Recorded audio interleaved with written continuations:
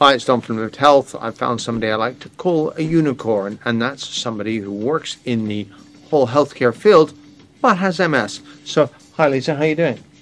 Great to be here. Good. Can you tell me about, I know you're a researcher, and I know you're a neuropsychologist, and we were just speaking to 𝙮𝙬𝙪𝙧 about exercise, and I think it's really easy to make the throwaway remark about saying, get off your backside and go and do it, because if you're not used to it, it's a tougher ask, I think. And I just wanted to pick your brains from your understanding of psychology and the mental side.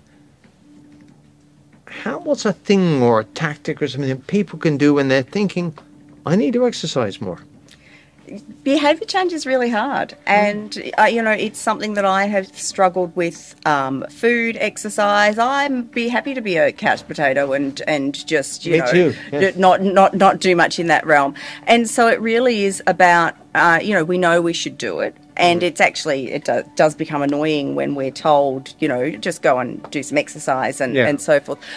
We really need to engage with why we should do it. And so for people with MS, there's loads of evidence about why we should do it.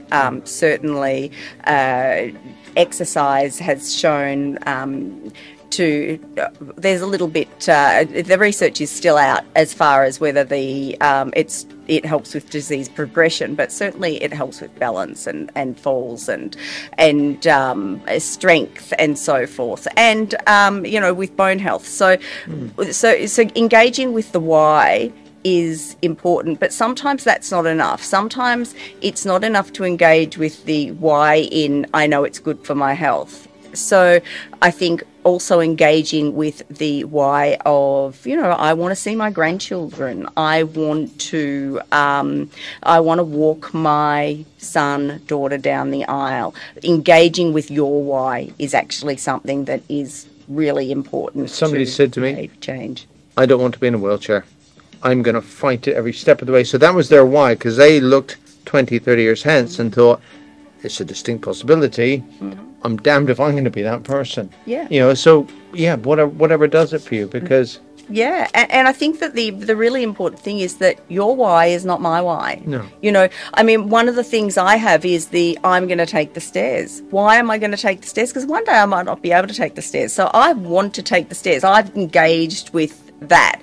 But then even once we've decided why we want to do it, we need to work out how we are going to do it. And so the how becomes much more complex for a person with MS. And it becomes much more complex because it is how we're going to do it when we are fatigued, when we are experiencing depression, when we are,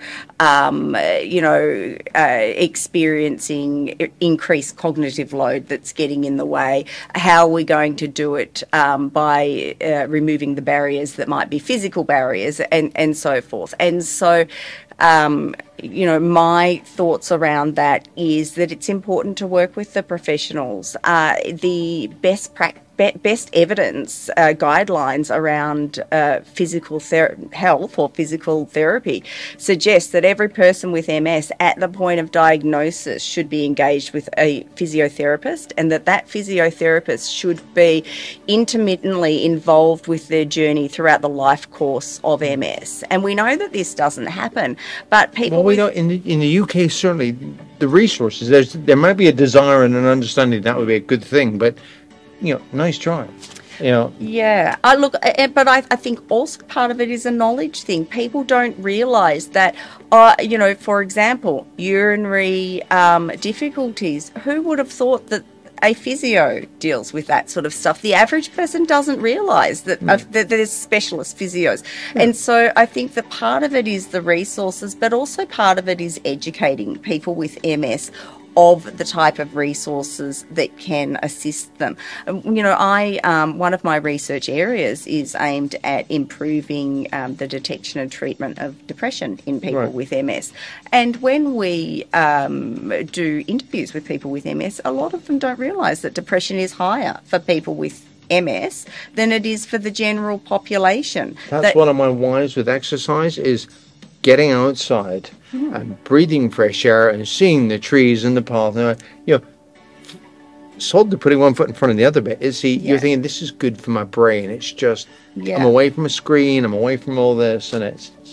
There is so much evidence about the benefits of exercise. I mean, for depression, for physical health, to reduce comorbidities. I mean, there is so much, and so it really is keying in with that why, and reflecting on the, sometimes we don't want to do exercise, and it's really hard to actually motivate us to get there. So, often when I'm seeing a client, I will say to them, think about how you feel beforehand and rate that on a scale of 0 to 10, but then rate yourself again afterwards, because you really need to reflect on how good you feel afterwards. I made a change of 5, which I didn't realise until I thought about it. That's right. I heard a great phrase, and it's really kind of cheesy, but it said motivation gets you there and discipline keeps you there. Yeah. And also I'd say to people, some days you're just rubbish and you screw it up and you don't exercise. You know you should, but be kind to yourself. As long as it's a long journey, so you're allowed to fall off the wagon from time to time. But I would say, if you find yourself doing that a couple of times a week, you probably need to change your approach. Yeah. Look, the other thing is that you need to go with what works for you. I've already mentioned that I'm not great at doing exercise. It's not something that comes natural to me. I wish that I was that person, but I'm not.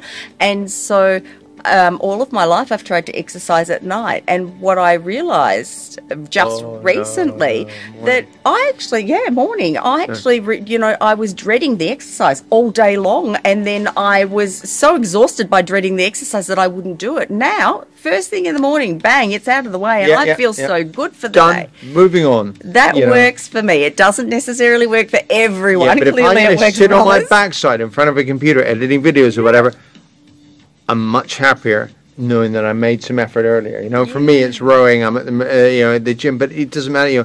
But I've done it. Yeah. And like I said, I get all my clothes out the night before. I get everything ready to try and reduce Dom's excuses to let Dom down, because I'm my own worst enemy. Yeah. And I don't know, one of the things that drives me, pure vanity. I don't want to get massive. Yeah. So, and you're thinking, I at least want to be able to eat what I want without going, buff.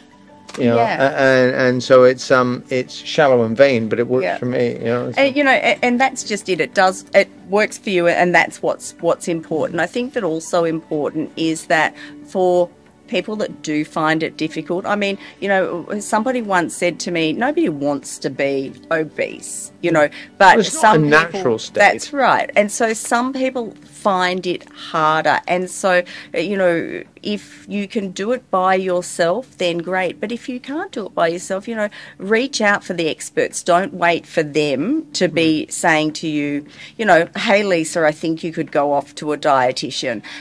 Say to them, I want that referral. I want to be guided. I want to know what look online, go to your MS organisation. You say look online. There's 2 places that I think. There's Gretchen Hawley, who does a lot on Instagram. She's a physical therapist. And the MS Gym, is on YouTube. So you can find exercises, etc. So listen, Lisa, thank you so much. I really, really appreciate you taking the time, because like I said, I doorstepped you. My absolute pleasure. It's been lovely to talk to you. No sweat. Lived Health will be bringing you on-the-day highlights from Europe's biggest annual MS conference, ECTRIMS 2022. Make sure you're subscribed so that you don't miss out on the latest updates in MS treatment from across the globe.